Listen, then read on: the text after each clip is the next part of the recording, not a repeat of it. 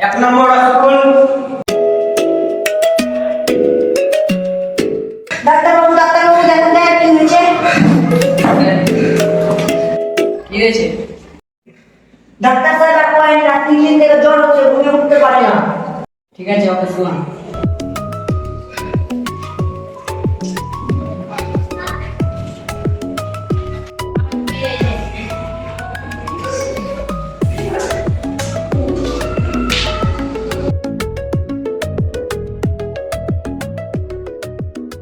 ব্যথা করছে। আমার শরীর চলে না।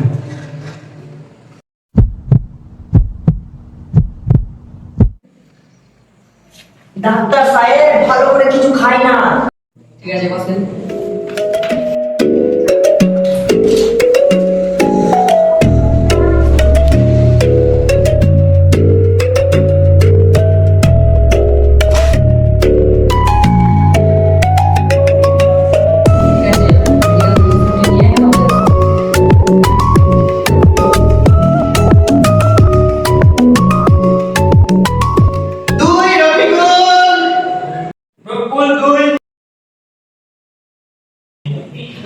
ওই ডক্টর সাহেব,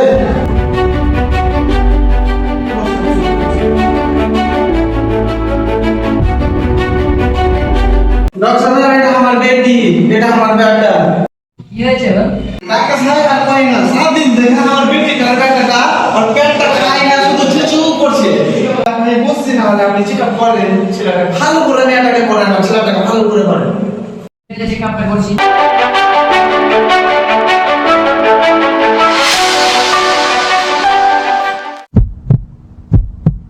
ঠিক আছে, শরীরটা দুর্বল।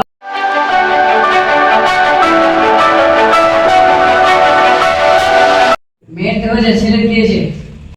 ডাক্তার সাহেব ছেলের শরীর খারাপ, একই ব্যাপার। ঠিক আছে, একটা বসান।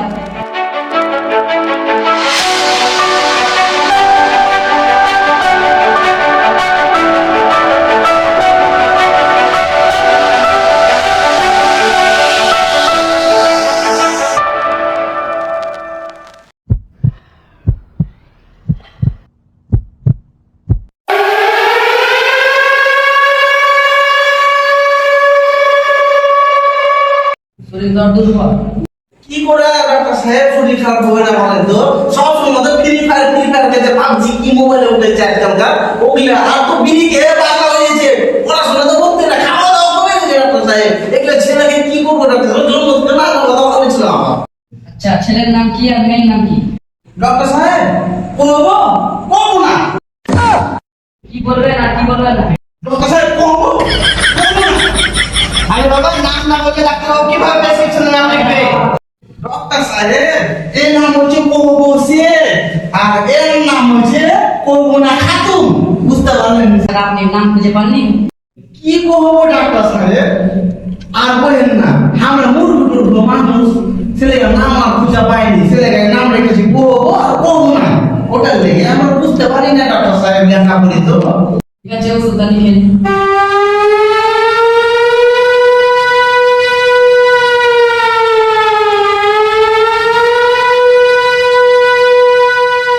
ওষুধটা কিনে নিন। ঠিক আছে ডক্টর সাহেব, তাহলে আসি। চল লেগে চল চল তাড়াতাড়ি চল। 3 নম্বর রহমত, 3 নম্বর রহমত।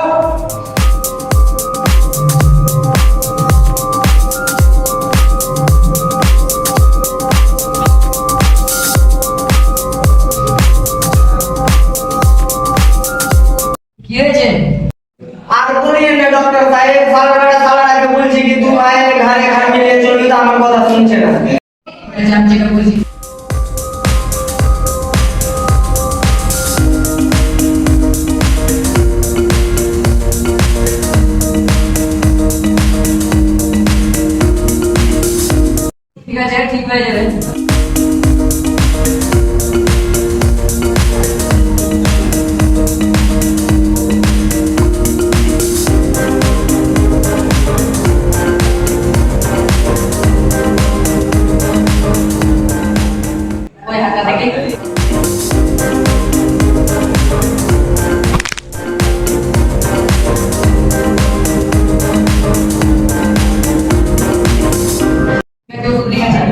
ঠিক আছে ডক্টর।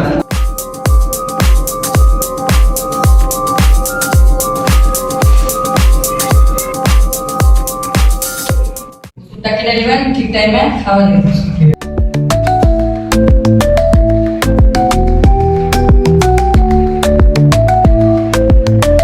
ঠিক আছে ডক্টর সাহেব, আবার